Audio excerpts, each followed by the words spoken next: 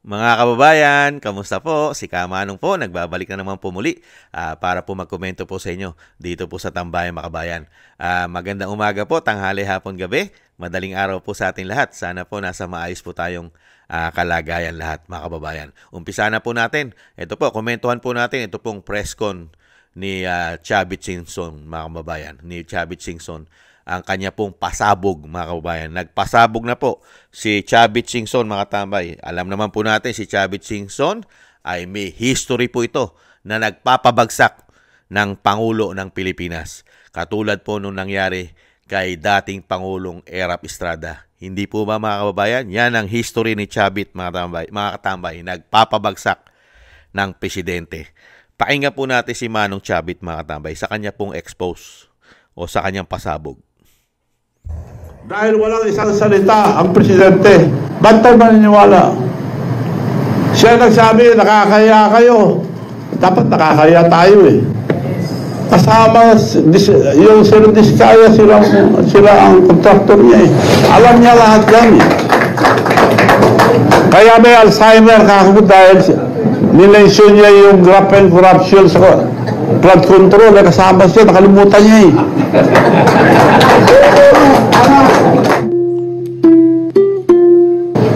Flood control, unahin natin sa Region 1, Ilocos Norte. Dahil si Presidente nagsabi, may katiwalaan ang flood control. Ang flood control sa Ilocos Norte,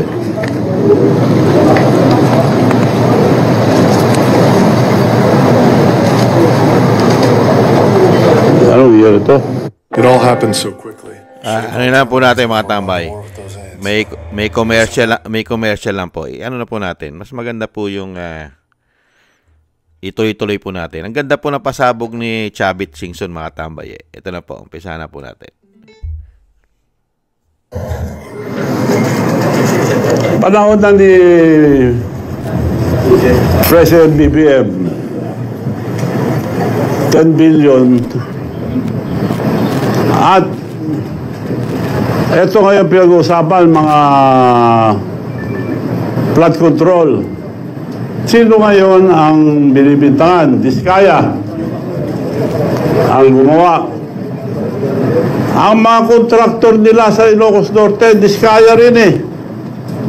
Paano tayo maniniwala ngayon sa mga pinagsasabi din ng mga iniimbestiga? Mga kontraktor nila, maraming kumpanya.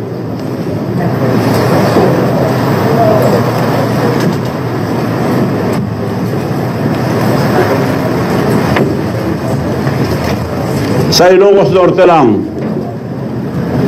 St. Matthew General Contractor and Development Corporation,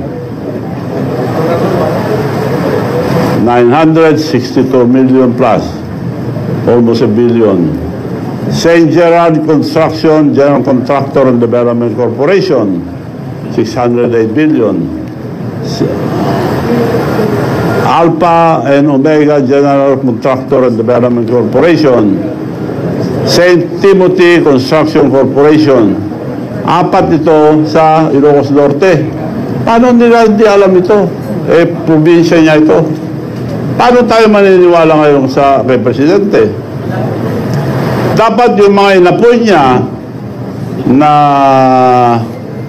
Independent Commission on Infrastructure, mabubuting tao po yun. Kilala ko po si Mayor Magalong. Mabuting tao. Yung pinsan ko, yung isa,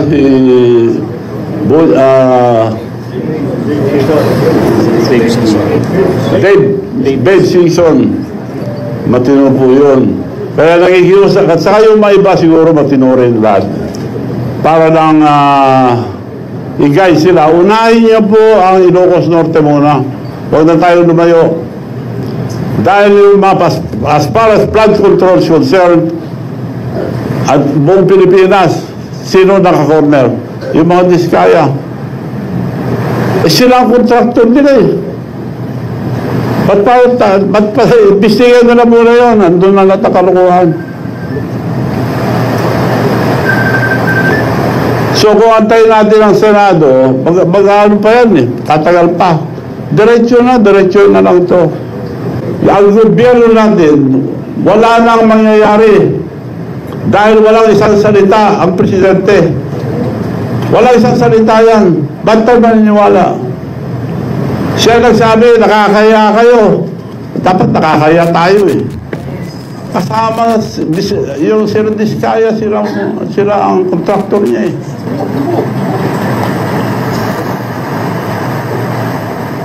So ang pakiusap ko po ang mga student leaders, mga kabataan, to lead this peaceful revolution for corruption.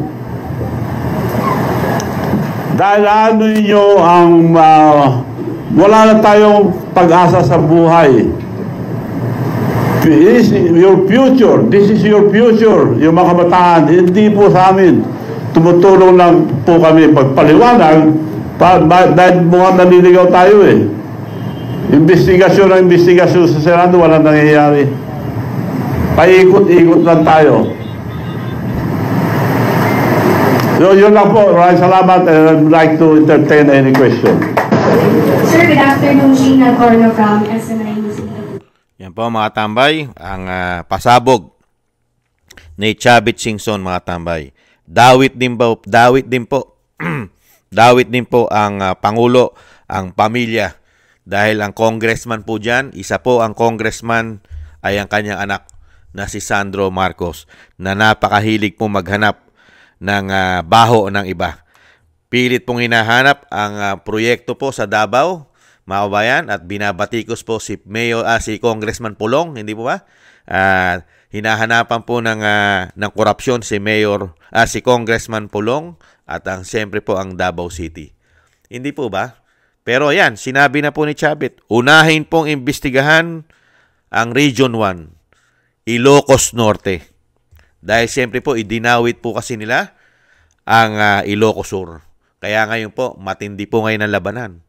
Ilocos Sur versus Ilocos Norte. Mga kababayan, yan na po. Magkakagatan na po sila ngayon. Ngipin sa ngipin na po yan. Dahil yung sinasabi nga po natin, si Manong Chavit Singson ay may history po yan na nagpapabagsak ng presidente. Dahil nga po yung history niya kay Erap, lalo-lalo sa issue ng weteng. Excuse me po, hindi po ba? Anak ng weteng. Ngayon, napakalaking halaga po ang sinabi ni Chavit Singson. Hindi bababa sa 10 bilyon ang proyekto po. At ang contractor po, yung mismong ayaw bigyan ng state witness ng gobyerno, ng DOJ. Kaya pala, mga kababayan, kaya pala hirap na hirap bigyan ng state witness ng DOJ ang Diskaya. Sabit pala ang Malacanang sa issue ng flood control. Ibang klase. Kaya pala, pati sa Senado, nagpalit, biglang pinalitan si Senator Marcoleta ng Blue Ribbon Committee Chairman. Hindi po ba? Scripted lahat. Talagang kailangan po i-divert, ilayo ang issue. Kaya pala sinasabi ni Manong Chavit. Ano sabi ni Manong Chavit? Matagal pa yan. Yung mga issue na yan sa Senado at sa Kongreso, matagal pa yan. Baka hindi na presidente si Bongbong Marcos, issue pa rin yan at hindi pa natatapos yan. Ang gusto ng taong bayan, kasuhan na lahat at unahin ang Region 1. Unahin ang Ilocos Norte kung saan nahandun ang Pangulo at ang anak ng Pangulo at meron pang senadora dyan. Hindi po ba? 3 sila riyan. Senadora, congressman, representative, di po ba? At ang Pangulo mismo. Kaya nga may issue rin po ang First Lady, di ba? Nadadawit din daw po umano dyan ang First Lady sa issue ng flood control. Meron din daw po umano ang First Lady sa issue ng flood control. Pamilya flood control po ito lalabas. Pamilya flood control. Kaya nga po walang saysay. Kaya nga sinasabi nga po mismo ni Chavit dito po sa binuong independent body na mag-iimbestiga. At kilala naman niya Mabuting tao daw po yung kanyang pinsan na Singson. At siyempre si Mayor Magalong ay mabuting tao din daw po, mga kababayan. At yung mga kasamahan din diyan sa independent body. Unahin nila na imbestigahan ang Ilocos Norte. Dahil sinabi ko na po yan di ba? Na-i-vlog na po natin yan. Napag-usapan na po natin yan. Na napakarami pong proyekto na flood control sa Ilocos Norte. Pero wala po silang name-mention. Ni katiting. Kahit media, wala man lang po nagpapahapyaw na meron din proyekto ng flood control sa Ilocos Norte. Saan po nila dinadala? Karamihan po ay nasa Bulacan. Puro Bulacan. Di po ba? At yung mga karatig po sa Luzon. Pero umiiwas po sila sa Ilocos Norte. Hindi po ba? Dinadala nila sa Mindanao. At ngayon, nagkamali po sila dahil dinala nila sa Ilocos Norte. Kaya si Chavit Singson pumutak. Pumutak po si Chavit. Dahil kung may flood control project sa kanyang probinsya, ay lalong higit meron sa probinsya ng Ilocos Norte na bayan o probinsya ng Pangulo at ni Sandro Marcos at ni Senadora Amy Marcos. Di po ba? Kaya nga dyan po natin malalaman mga kababayan, pilit nilang binibigyan ng issue ang Mindanao. Silipin po natin. Ang Mindanao po ay welcome. Nagpapapunta nga po ron ng mga Duterte. Tingnan nila ang proyekto ng mga Duterte. Kung nagamit ba ng tama ang pera ng taong bayan. Kaya ngayon, ganun din ang gawin natin sa Ilocos Norte. Lalo ang media. Ipakita ng media ang mahigit 200 flood control project ng pamahalaan sa panunungkulan po ni BBM. Nasaan yun? Mahigit 200 umano na flood control. Ipakita at puntahan ng media. Imbestigahan. Lalo-lalo po nila Mayor Magalong. At nang makita kung anong klase po at kung totoo ba na walang ghost project sa Ilocos Norte. At maganda ba ang kalidad?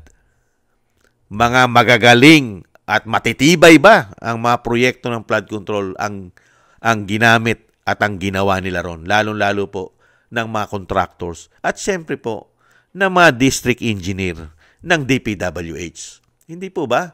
Mga kababayan, hindi katulad sa Davao, nakikita po natin, ipinagmamalaki ng Davao City, ang kanilang mga flood control doon.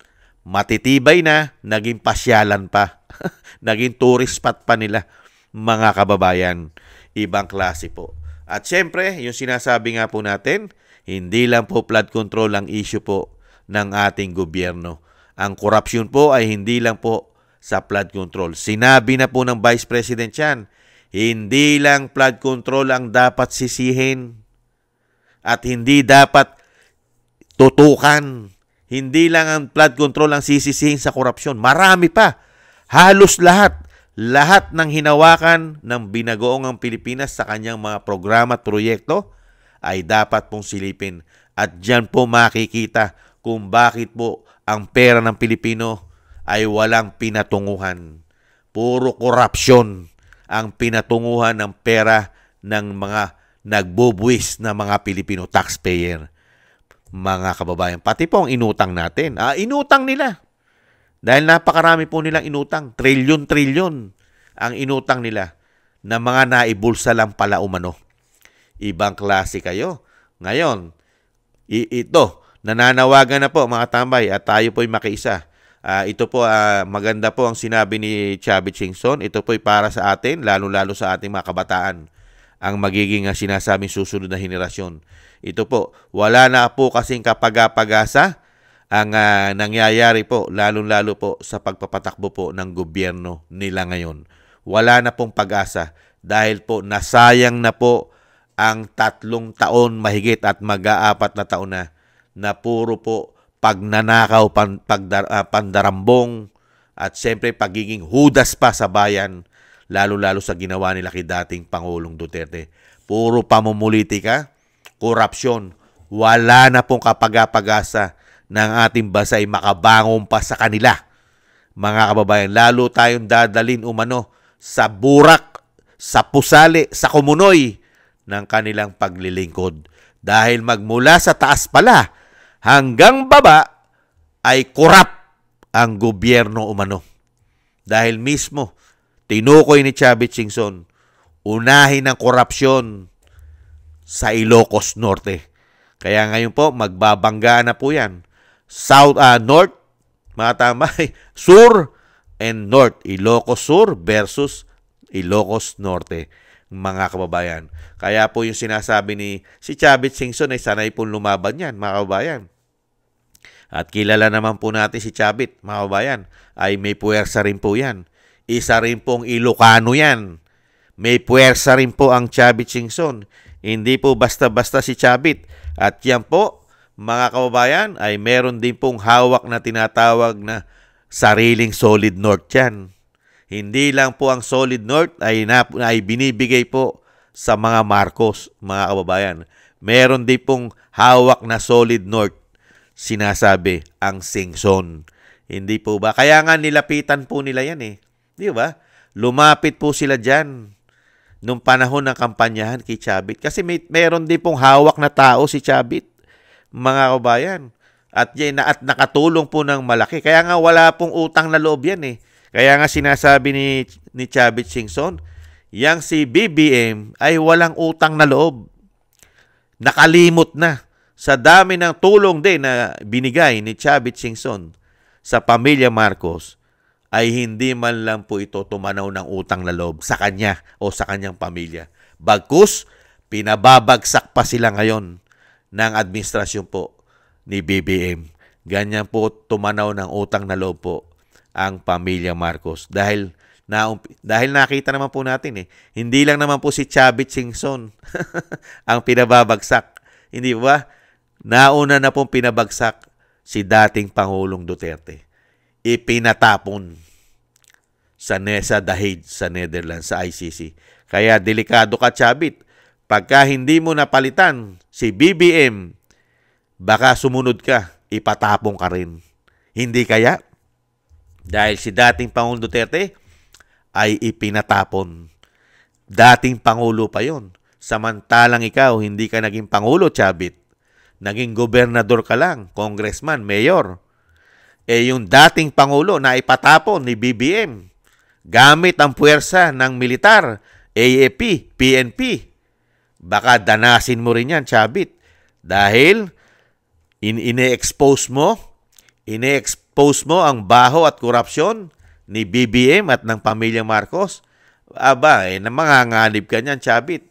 Komento ko lang po. Pwedeng manganib po si Chavit Singson pag hindi niya po napa-step down o napababa si BBM. Pwede pong mangyari sa kanya ang nangyari kay dating Pangulong Duterte. Napakadali po nilang magtanim o sinasabing umano, magbigay po ng sinasabing issue o kaso na kaya po nilang gawin umano yan anytime, kahit anong oras. Sanay na sanay po sila dyan umano sa mga ganyan pong sinasabing galawan ang pamahalaan po ngayon. Lalong-lalo na nahandyan pa yung DOJ at DILG at nahandyan din po ang Department of National Defense na sigibo umano. Di po ba? At si Anyo na mga sabuatan nagpatapon sa dating Pangulo ay pwede rin po nilang gawin yan umano kay Chavit. Kaya ingat-ingat ka rin, Chavit Singson. Mag-ingat ka rin.